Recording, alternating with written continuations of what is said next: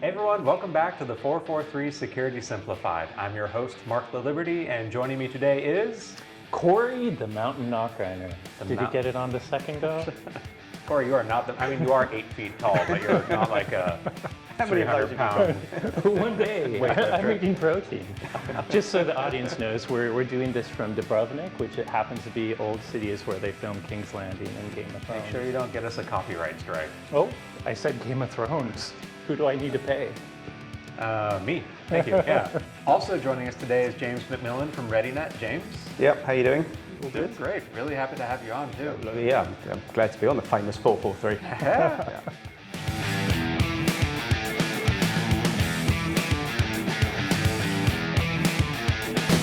So today, like Corey said, we're coming to you from Dubrovnik, Croatia at WatchGuard's Impact Conference. And we've got James on to talk to us all about SMBs and MSP security in the United Kingdom. But before we jump... Across the pond. Across the pond. Technically, we're across it now. We are across the pond. We are across the pond. That's a very good point. You're on our side of the pond now. But James, before we jump into any of that, we always start with new guests on the show with what we call the hacker origin story. Yeah. And really, it's just what got you into IT and cybersecurity and got you to where you're at right now. Yeah, I mean, well, it's been a long time. So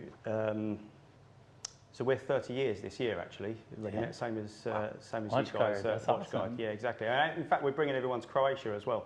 Yeah, that's too cool. In July, so that'd be good. But really gradual. The first instance I can think of a cyber security incident that I was involved with was not even for a customer. I got pulled in to help for what was perceived as a network congestion issue.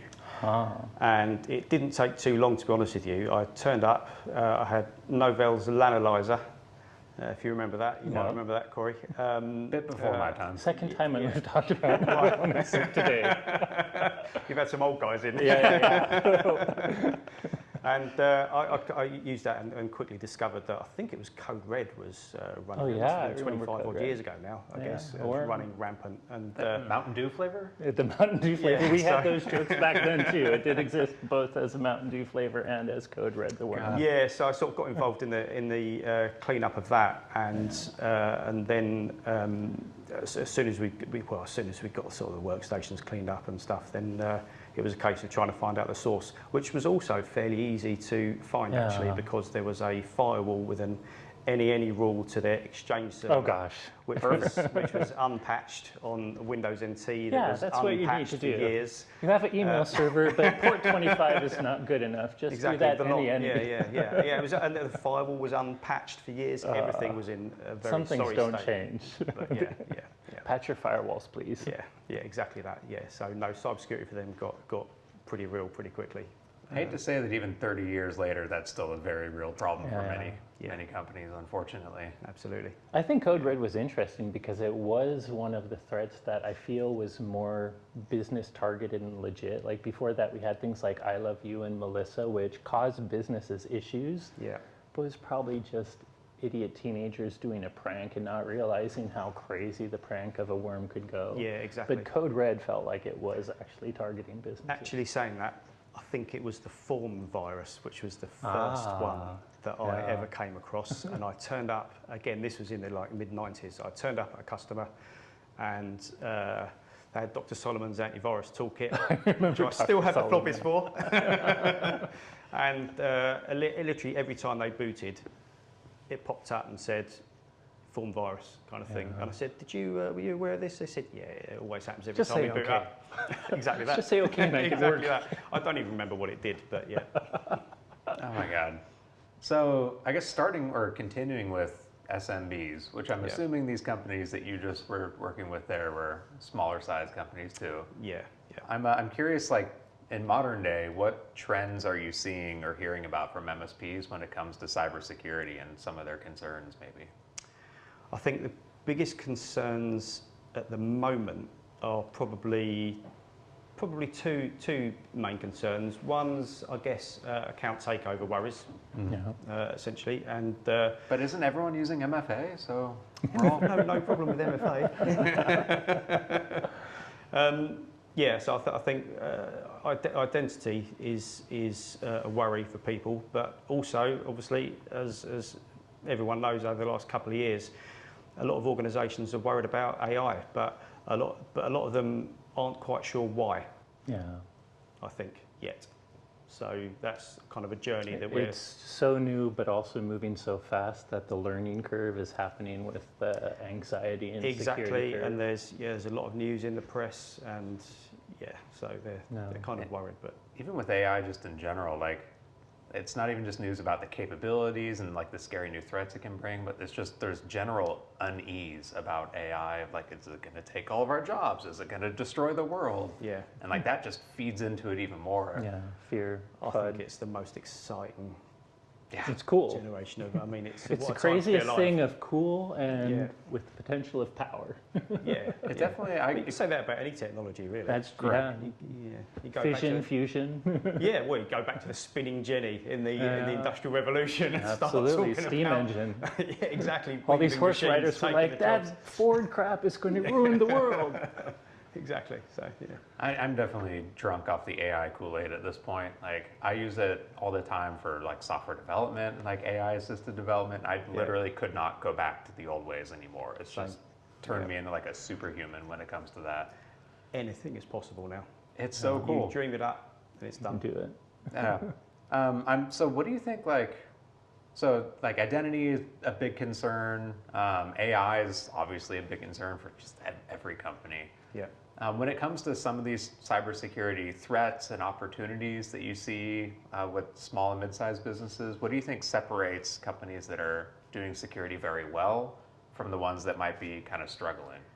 The ones that do security well are those that see cybersecurity or InfoSec in general as a continual improvement and not just a one-off purchase or project or something like that. I mean, too many times you see, but we bought the new AV software last year, so why do we need to spend more money now, kind of thing. So I think the ones that do well see it as a continuing, evolving threat. Makes sense. And I mean, we get a lot of telemetry, like working with product management too.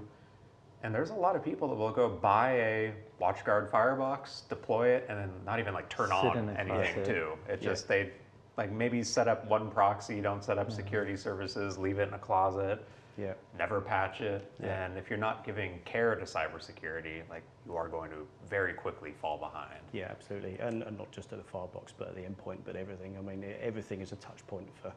It is a weird dichotomy because we sell at WatchGuard and help you support security technology that's meant to be preventative. Yeah, of course. And we try to make it as automated as possible because we understand, like you as an MSP, support thousands, maybe tens of thousands of end users. And then the customer, the IT there, their whole point is not to think about security and think about their business. So we want it to be as automated as possible. But I think to your point, and the reason I want customers to come to MSPs like you is they forget, no matter how good the technology and automated is, security is a humanistic problem. You were talking about identity. We can have the best technology in the world, but there's purely social engineering phishing that just trick a user that does MFA to do a stupid thing. Yeah. You need human and MSP provided services to monitor for that, to do it. So we want the technology to be easy and automated. We'll even use AI to do that. But security is not a break-fix solution. It's something that you need the partner like you to help them with the humanistic and policy and ongoing business continuity, disaster recovery problems that they'll have as well. Yep. Yeah, absolutely. And security awareness training on a regular basis. But really, it can't just be the usual flood of do this module, do this module, do this module just for the sake of it. It has to be kind of, something that actually caters to their business and cuts through the noise. Exactly that. Yeah. Like even internally at WatchGuard as a cybersecurity company, like we found that the custom trainings that we do get so much more engagement than just the whatever module from whatever platform we're using. Yeah, exactly. I mean, we're like you. We're ISO 27001. We have been since 2013, I think. So quite a while now. So it's pretty well established. But as part of that, you need to do regular security awareness training. And funnily enough, I've just revamped our presentation for everybody to include a Awesome. bit of AI and everything else. But yeah. Marc mentioned that because we're literally, I just finished a custom video for the WatchGuard folks to go with our other training. Oh, really? Yeah, Oh, you do internal videos? Yes, for yes, okay, for nice. the, not one I'm releasing, it's Yeah. one specifically to train our users on our Paul. But that, I think your ISO 27001 is a perfect point, and if we have both gone through that compliance, so we know, sure, there's technology controls and sampling they do, but 90% of it is policy and it is things that you have to do beyond the control. So it's just really important for customers of MSPs to know that the services are as important as the products that protect them. Absolutely, and governance like that is really important, and so many see it as a checkbox exercise, but it can genuinely improve your business. Yeah. And not more than just the cybersecurity front, it'll make you more efficient. You'll end up having processes for things you didn't even realise you needed processes for. The governance seems boring, but it forces visibility into places people forget, and without visibility, you don't have security. Yeah, exactly. Yeah. So you already mentioned AI is like one of the big trends you're hearing customers talk about. How has like the conversation been changing with some of your customers over time? Because like the technology is today totally different than it was 6 months ago, and just night and day from 3 years ago. It's going to be changed again in 6 months. Yeah. I expect. So how's the conversation changed? Well, I think that certainly in a lot of organisations, the kind of the management layer, I guess, are sometimes sitting behind the users, which is a problem because the users are using AI in their personal time. They're using ChatGPT 3 or Claude or whatever it might be. And the worry is that, of course, they are going to start using those tools to make their work life a little bit easier. Because the organisations haven't quite yet got the governance in place because it's... Or standardised. If they haven't given a standard tool set to use safely, people are going to do it themselves. Yeah, exactly that. So, I mean, organisations are generally tend to be slower moving than the user base sometimes. So, so we've been having a lot of conversations around that, and we've actually been putting together some round tables for our customers hosted at Microsoft, which is really good, where we kind of have a frank and open discussion on AI, the governance aspects of it, how we can control agents and users and give the agents identities and apply RBAC to them, role-based access, that kind of thing, as well as kind of try and inspire them a little bit and show them the kind of use cases, essentially. But it's really good, really engaging. What is their adoption level between, like you just talked about two things. You talked about what I consider Gen AI, like LLMs that users are using on their own. And in a way, if they're not leaking data for a good thing, because it adds efficiency and productivity to the business if they do it right. But then there's the, I think, more powerful and cool agentic AI. You were talking about agents. But both, it sounds like we all agree, all of that is innovative and cool.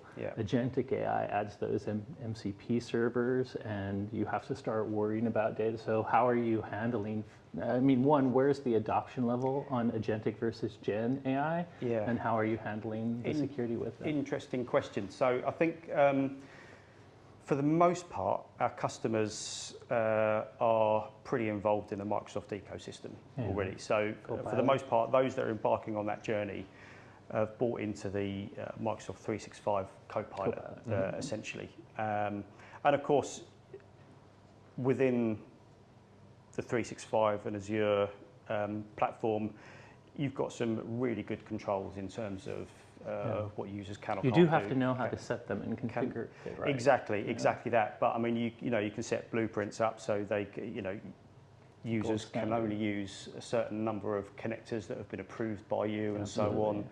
And there's an agent registry, for example, so you can get a handle on all of the agents that folk have been using or whatever. But the difficult one is going to be still really those users that are going to go outside of that ecosystem and start looking at Claude or whatever, and they're going to start deploying their own random MCP servers that they found on GitHub that are going to do God knows what. OpenClaw is one that gets a lot of buzzworthiness, but you might want to limit it internally until you know how it works. Even on a basic sort of agentic level, I suppose. Microsoft have introduced, agent mode, or it's changed. They've changed the name now, but within the kind of Excel and how many times in the last 3 months? I think exactly. But so they're using Anthropic's models now within kind of Word and Excel and so on to do the work for you, rather than give you the instructions. They'll do the work for you, and my God, it saves hours. Yeah, if you're not using it, you're late starting the learning curve. My favorite one, I built call it my chief of staff. It's a co-pilot agent where every morning it goes and summarizes all my emails from overnight. Yeah. Tells me which ones are like I'm a blocker for something I have to go address, which ones are really important, and gives me like a meeting summary and agenda for the day. Yeah, it's been super helpful for me. Yeah, and actually, so one of my favorite things, like last time we talked, was in person. It was a while ago, and I remember you told me about in your home automation, you set up this thing like take the weather report and build like an AI generated image for it. Yeah. I'm curious, like, just giving you a second to nerd out, like, what's your favorite application for AI lately you've been using? Probably coding. I'm not a developer, but I know enough to be dangerous. So no, I mean, I can kind of get by with sort of basics such as Python and so on. But over the since Codex dropped for macOS back in February. I can't tell you how many little apps I've created just to make my life easier. That's awesome. I wanted to animate our logo for our signature, and I must have spent about an hour and a half one Saturday night trying to find tools online to help me do that. And I just thought, I'll build my own then. So Codex helped me build an app to animate an SVG and convert it into animated PNG in That's awesome. About half an hour. So it's funny how many stay-at-home fathers and wives I know that are like now they have a product idea and they create it and launch it without knowing any of the technology behind it. It's like it's just what a time to be alive. I feel it's a new lease of life. To be honest with you, I'm back to the old days of in my 20s of kind of tinkering till sort of 1 o'clock in the morning. That's awesome. That's so cool. It's good fun. So I think I can probably guess the answer, but I'm curious from you, like, do you think AI is more of an opportunity or more of a threat right now for businesses? It's both. Yeah.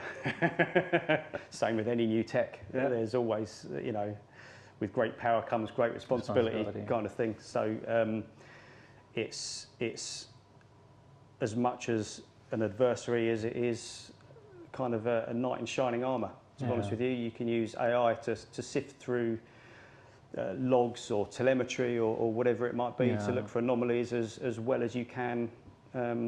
I mean, we spoke about, I won't give the name, but we spoke about an MCP server last time we were here, I think, and it incorporates almost every tool in Kali, essentially, and with just natural language, I can just say, become a hacker.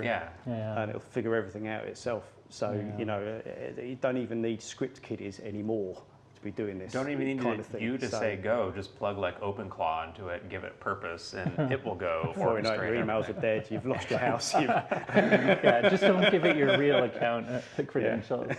It sounds like it's an opportunity you can't ignore. It's something that, because it is adversarial, the power of it is obvious, and if you're ignoring it, you're going to miss out on where the world's going. And because of that, you do have to pay attention to the potential adversarial side too. Yeah, absolutely. Yeah, you go with it or you get left behind. But even like you mentioned your own like vibe coding projects, like you at least you can hang, you understand. There's a lot of people out there that don't consider the security ramifications of what they're doing. Vibe code something out, put it in production, and now ticking time bomb. I mean, I'm pretty boring about it. So I've got prompts I use before every kind of vibe coding project, which kind of instructs the model to create several documentation files in terms of, it will log, what kind of data I'm touching, what connectors I'm using, where the data is stored, why is it stored, and all that kind of business. I'm kind of, and the first thing, I mean, I've been building an MCP server for fun, really, just as an experiment. But before I even got into any functionality, I kind of embedded some role-based access into it and enter ID authentication to it, because, At WatchGuard, we do some spec-based AI coding that, one, it generates better code, but it can also put guardrails around things too. We've also, we've found, made our own implementation within, so I'm not sure if you're familiar with spec-based development for vibe coding to the max, where walk through the whole process, but we've added our own extensions to even put threat modeling into it too. Oh, nice. Where as our development teams are creating a new feature, one of the very first steps is what is the threat model for this feature, so we understand how we have to secure it too. Yeah, and that's been helpful because in the past, that's a very difficult technical skill, security technical skill, to even train very smart engineers. And now it just makes it easy as well. Yeah. Are they basically skills you're using? Are you kind of, Exactly. Yeah. So we've talked a lot about SMBs, a lot about personal projects, but from the MSP side, managing security, it goes both ways. You're responsible for your customers. You're also responsible for your own house, because if something impacts you, the potential breadth of damage is massive in some cases. Yeah. And I'm curious, what are some of the biggest challenges that you think MSPs like you are facing right now within the UK? In terms of protecting our own environment, you mean, or do you mean protecting your own environment? Yeah. Well, I mean, we're an organisation like any other, really. Same as you guys. Same as our end users have customers as well. So you mentioned you have ISO. It's I assume you're doing that to prove your security to your customers. Exactly, and we take that really seriously to the extent that when it comes to auditing our own policies, for example, I won't be the one that audits, network management or any of that kind of aspect. So we can't church and state. Exactly that. So we don't mark our own homework essentially. So someone else in the organisation that doesn't necessarily have the same expertise in the area will ask questions that you never even imagined could be asked. So that's that. And also we're big proponents of Cyber Essentials Plus, which is more kind of technically focused based controls, which is good. In UK, it's developed in the UK, right? Yeah, exactly, by the NCSC. Yeah, exactly. So it's sort of government backed, and I think it should become mandatory, to be honest with you, for organisations, because if you do it on a continual basis, it doesn't have to be that much effort.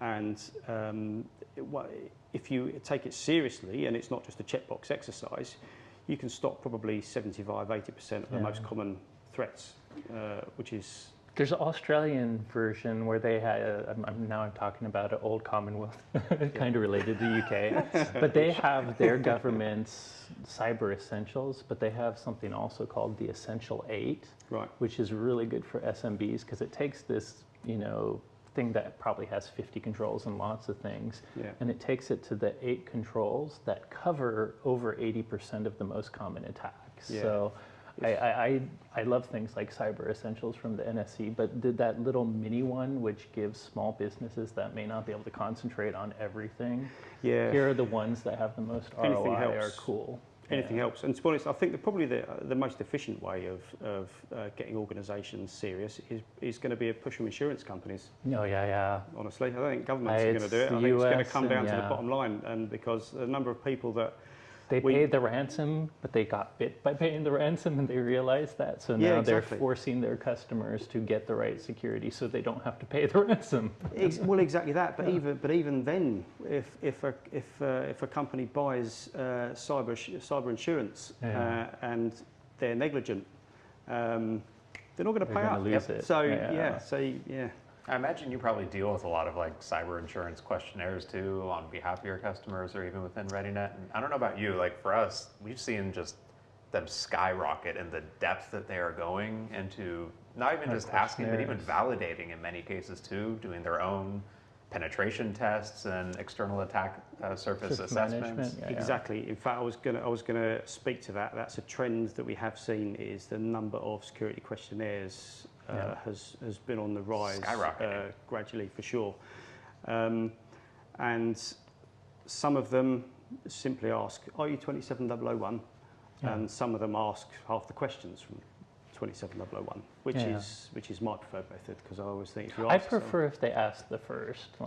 Our process, we get the questionnaires all the time, but we also everyone's part of the supply chain. Yeah. So we require any vendor we use, our team will go through validation of them. And our process is if you have ISO 27001 or SOC 2 Type 2. With an appropriate scope. With an appropriate scope of what we're using, Yeah. we're going to have a tiny subset of questions in addition. And Yeah. if you don't, Yeah. then we're going to send you a questionnaire that you're going to have to answer. So getting that compliant saves time for everyone. Yeah, but I mean, we've also seen people that are 27001 Who don't do ground. So I'm all in favour of certainly checking for accreditations, check, but I like to ask the individual questions because That's good too. That way. I do pay attention. can't We hide. follow PCI, and I think PCI has some more stringent requirements than ISO 27001, so it all depends. Yeah. But it is a nice shortcut. It's at least a language you can understand that they must have the basics, Yeah. at least in governance, to be able to absolutely. get this at all. Yeah. What do you think? So you're very entirely UK focused, but when you look across like Europe as a whole, though, I'm curious. What do you think? Like maybe the UK is doing better or more mature on than other places in the region? Like the Cyber Essentials Plus is one of the areas I think the UK is actually leading pretty well in. Yeah, I mean, although the Europeans have had this too, right? So in technically, the confusing state that it may well be. The implementation's leaving a little bit to be desired. That's for sure. Yeah, exactly. Although we are due to receive the cyber resilience bill, which is kind of the loose-ish equivalent, I guess.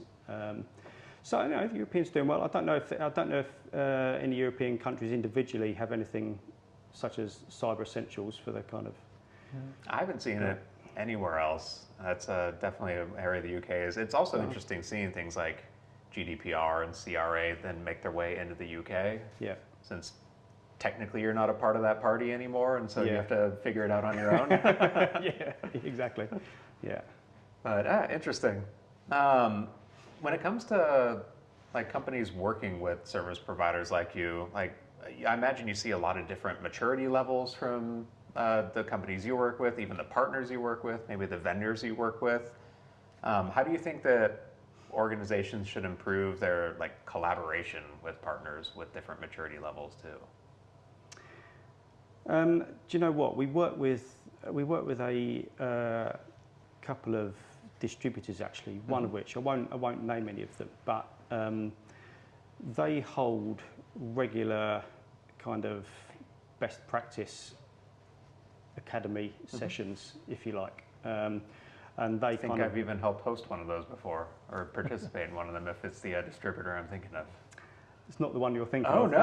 So there are two then. That's good. That's good.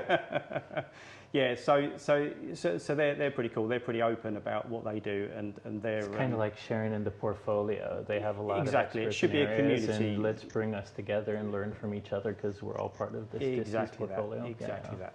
Yeah. I think that's important too because it is like it's a group effort at the end of the day. Like there's responsibility on the end user, the company, the service provider, the vendor, the distributor, and like when an incident happens, it goes all the way up the chain of people trying to address it. Exactly. It's called a chain for a reason. So one link fails and the whole thing falls, right? And so it makes sense to like act collectively to try and prevent that from occurring, and like a little bit of investment from working with distributors or service providers can go a long way to just help secure the entire chain. Yeah, and here's an idea for you actually. One of the best sessions at a conference I saw a couple of years ago now was the CISO literally walked us through a day in his life, essentially. So which aside from roadmaps and everything else, it really gave the audience an idea of what they were doing right, what they were doing maybe wrong, or just ways to help improve their day. So he'd tell us, 7 o'clock I get up, 8 o'clock I'm checking the news feeds, 8:30 I'm checking the portals, then I have a meeting with the team to find out what's happened overnight, if anything, and so on. So that kind of insight That's cool. from folk like That'd be you fun and easy to are, do because we all know that day. Yeah. We should do something like that. And with you, it can start with, well, at 6 a.m. I wake up and play some Beat Saber, and then I go check the news. Beat Saber's after work. The first thing is they learned in our previous podcast I'll is give a you a news game of Beat Saber aggregator. if you want Beat Saber. Hey, do you play Expert Plus? Uh-oh. It depends on the tune. Corey's throwing down the gauntlet. I can do Light It Up and Ghost on Expert Plus. I think I can play maybe beginner on some of those, but I don't know. Just got to dedicate some time to it. I got to find some time to get dedicated to it. Corey makes it the workout, and so you make time for it. When you get old like Corey, you've got to kind of do gotta whatever you keep can mobile. to keep your heart rate up. Get off this couch, you know. Very true. Man. Anyway, so rounding out though, like just to close things up, from your perspective, like you operate at a pretty high maturity level within your organization. You already mentioned 27001 ISO certification, which like many of our partners haven't, I wouldn't say many, some of our partners haven't even reached that level yet. And something for the partners out there, especially in the UK, the cyber resilience bill, they are going to be covered by it. So I mean, we've started doing a sort of gap analysis, even though it hasn't been ratified yet. And actually 27001 covers a huge part of it. So we have 3 months to get our vulnerability disclosure process super freaking fast. It changes that quite a bit. I'm curious, like, what advice would you offer other leaders in the space to try and address just modern cybersecurity threats? I would suggest a lot of casual reading, listening, watching of podcasts like yourselves. Corey, you gave me a few years ago a hint to look at newsnow.co.uk. Yeah, that's my aggregator. That's the actual first thing I do in the morning. You told me that probably 7-8 years ago or something, and I look at that every morning. So I do pay for it now, so I don't have to wait 4 seconds anymore for every smart of them to monetize. But if you just spend even sort of like 15 minutes just browsing through those in the morning or the evening or something, then you gradually get a great idea and understanding of the trends that are happening. So, it is so important to stay plugged in and, like you said, see the trends and like understand exactly what attackers are focusing on at any given time, vertical, technique, whatever. We're talking to a German-based partner, and like your existence is to take away the thought of IT and security from them. So if there is a big attack in the news, the difference between your customers seeing it and having to call you versus the fact that you've taken the time to look at it and you are actively saying, hey, you'll see this big exchange 0 day, we have you covered, here's how. That's what they're looking for. We don't have anyone using Exchange anymore. Oh, good. But you get the gist. I totally get the gist, yeah. And in fact, when something big hits the media, I know we're going to get questions on it. So in fact, for our customer base that uses advanced EPDR from WatchGuard, now Elite, we use your Orion threat hunting platform to literally go on the search and get questions answered before they come in. So yeah, super powerful. Yeah, really good.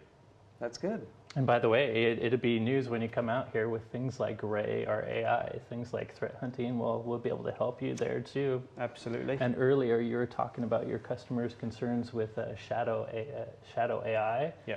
And maybe controlling things like your configuration of Copilot and M365. So big announcement has probably happened by the time they hear this, but we have a new product. Heard about it yesterday, and it's exciting stuff. Yeah. Awesome. Well, James, thank you so much for taking time out of your day. It's fun to finally have you as a guest on the podcast. It's been a long time coming, I feel like. Yeah, we've spoken a lot over the years, haven't we? But it's been a lifelong dream to be on the 443. We're humbled. Thank you. You've made my day. Can I give you a quote on that and give it to Joe? Hey Joe, me and Mark need some budget. Yeah, exactly. Yeah. Oh, it's perfect. Thank you, James. We appreciate it. Well, hey everyone, thanks again for listening. As always, if you enjoyed today's episode, don't forget to rate, review, and subscribe, and tell Joe how amazing it is to have finally been a part of it. 5 stars. Yeah. But thanks again for listening. If you have any questions, you can reach out to us on Blue Sky. I'm at itsmark.me. Corey's at SecAdept. Both of us are on Instagram at WatchGuard_technologies. No one listens this far in the episode anyway, so it doesn't matter. Yeah. But thanks again for listening. You will hear from us next week. Peace.